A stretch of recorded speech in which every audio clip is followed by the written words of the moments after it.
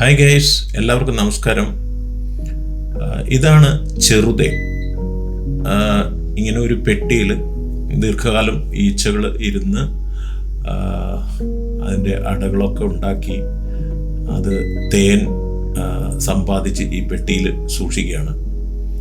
നമ്മൾ ആ തേന് എടുക്കുന്ന ഒരു പ്രക്രിയയാണ് നിങ്ങളിപ്പോൾ ഇവിടെ കണ്ടുകൊണ്ടിരിക്കുന്നത്.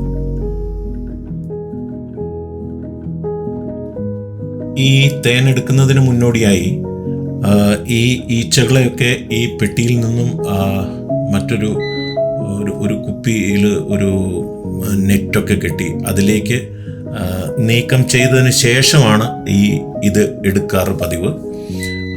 ഇതിൽ ആ പെട്ടിയിൽ മഞ്ഞ നിറത്തിൽ കാണുന്നത് അത്രയും ഇതിൻ്റെ മുട്ടകളാണ്. അതായത് ഈ ഈച്ചകളുടെ മുട്ടകളാണ്. അത് വിരിഞ്ഞ് ഇനി പുതിയ കുഞ്ഞുങ്ങൾ ഉണ്ടാവാൻ വേണ്ടിയുള്ള ആ രണ്ടറകളാണ് ഇതിലുള്ള. ആ ഒരറയിൽ കാണുന്ന മഞ്ഞ നിറത്തിലുള്ളത് അതിൻ്റെ മുട്ടകളാണ്.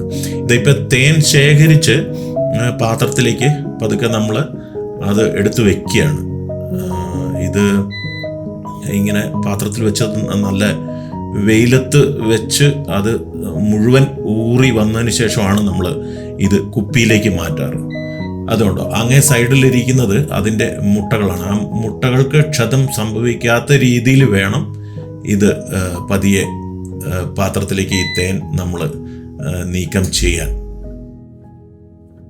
വളരെ സസൂക്ഷ്മം ചെയ്യേണ്ടുന്ന ഒരു പ്രവൃത്തി തന്നെയാണ് ഇത്. അത് വളരെ ഭംഗിയായിട്ട് നമ്മുടെ പ്രശസ്ത പെർക്യൂഷൻ ആർട്ടിസ്റ്റ് ഷിനോജ്, അതായത് എൻ്റെ അനുജൻ, ഭംഗിയായിട്ട് അത് നിർവഹിക്കുന്നുണ്ട്. പ്രത്യേകിച്ച് പ്രോഗ്രാമൊന്നും ഇല്ലാത്ത സമയത്ത് ഇത്തരത്തിലുള്ള ജോലികളിൽ വ്യാപൃതനാണ് അദ്ദേഹം. നോക്കൂ എത്ര സൂക്ഷ്മതയോടെയാണ് അത് ചെയ്യുന്നത്. മുഖത്ത് പ്രത്യേക രീതിയിലുള്ളൊരു മാസ്ക് ഒക്കെ ഇട്ട് ഈച്ചയുടെ ആക്രമണം ഏൽക്കാതെ വളരെ സൂക്ഷ്മതയോടും കൃത്യതയോടും കൂടിയാണ് അദ്ദേഹം അത് ചെയ്തു വരുന്നത്. ഇനി ഇത് ശരിക്കും പിഴിഞ്ഞെടുക്കുമല്ലോ. അത് വെയിലത്ത് വെച്ചാൽ ഊറി വരും, തന്നെ ഊറി വരും. നമ്മൾ പിഴിഞ്ഞെടുക്കണ്ട. ഇല്ല, വെയിലുള്ള സമയത്ത് എടുക്കണ്ട. ഇതിപ്പം പകുത്തിട്ട് വേറെ വെട്ടി വെച്ചാൽ പിന്നെ ഒരു സെറ്റ് കൂടെ ആവും. നമുക്ക് സെറ്റ് കൂട്ടി എടുക്കാം.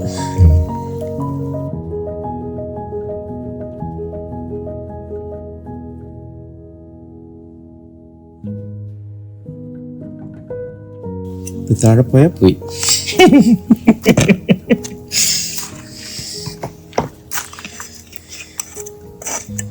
ഇത് നമ്മളെ അവനൊക്കെ എടുക്കുവാണെങ്കിൽ ഇച്ചിരൂടെ നല്ല ഭംഗിയായിട്ട് എടുക്കും. നമ്മളൊന്നും അത്ര എക്സ്പീരിയൻസ് ഒന്നുമില്ല.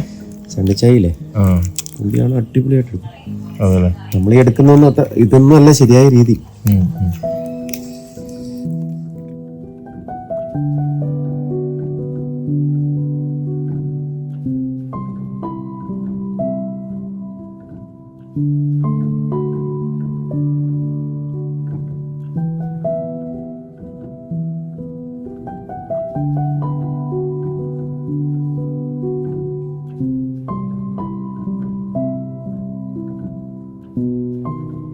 ഞാൻ മുന്നേ സൂചിപ്പിച്ചതുപോലെ ബാലരമയിൽ കുട്ടൂസൻ മായാവിനെ കുപ്പിയിലാക്കിയിരിക്കുന്നത് പോലെ നമ്മൾ ഈ തേനെടുക്കുന്നതിന് മുന്നോടിയായിട്ട് ഈ ഈച്ചകളെ ഈ കുപ്പിക്കകത്ത് കയറ്റി കുപ്പിയുടെ ഒരു ഭാഗം നെറ്റ് കൊണ്ട് നമ്മൾ ശരിക്കും മൂടി കെട്ടിവെച്ചിരിക്കുകയാണ്.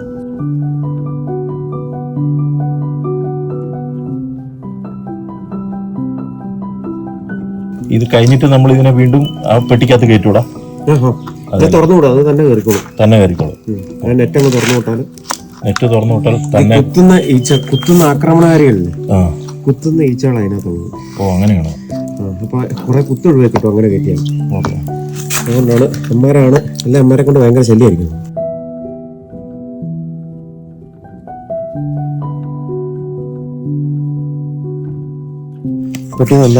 ഇത്രയും തേൻ നമ്മൾ മേടിക്കാനാണെങ്കിൽ നമ്മൾ എന്നാ വില കൊടുക്കണ്ടേ? നമ്മള് ഇതിന് ഭയങ്കര പൈസ. എന്റെ കറക്റ്റ് ഇപ്രാവശ്യത്തെ മാർക്കറ്റ് എത്രയാണെന്ന് എനിക്കറിയത്തില്ല. എന്നാലും ഒരു ഉദ്ദേശം ഒരു 1500 മുകളിലൊക്കെ ഉണ്ട്.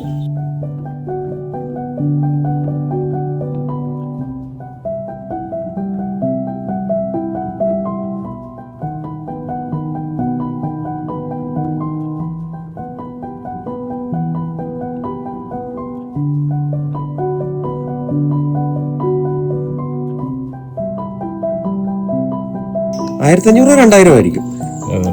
ചെറുതായി നല്ല തന്നെയാണെങ്കിൽ ചണ്ടിച്ചായൊക്കെ 10 ലിറ്റർ ഒക്കെ കൊടുക്കുന്നത്. പുള്ളി കഴിഞ്ഞ പ്രാവശ്യം വന്ന് കാണിച്ചു തന്നത് ഇങ്ങനെ എടുക്കണ്ടത്.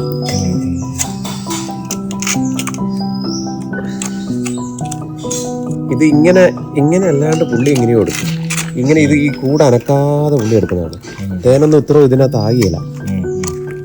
ഇനി പുള്ളിയുടെ ക്ലാസ്സിൽ ഒന്നുകൂടെ പോകേണ്ടി വരും. ഇതിനകത്ത് തേനുണ്ട്, പക്ഷെ മുട്ടയും കൂടെ കൂടിയതായതുകൊണ്ട് നമ്മൾ പൂമ്പൊടിയൊക്കെ ഉണ്ടോ, ഇതുണ്ടോ, അത് എടുക്കാതിരിക്കുന്നതല്ല എപ്പോഴും. ഇനി ഇവനെ ഇതേപോലെ വെച്ചിട്ട് ഇത് ഫുള്ള് വൃത്തിയായല്ലോ. അടുത്ത പ്രാവശ്യത്തേന് ഇവൻ ഇതിനകത്ത് ഇതാക്കും.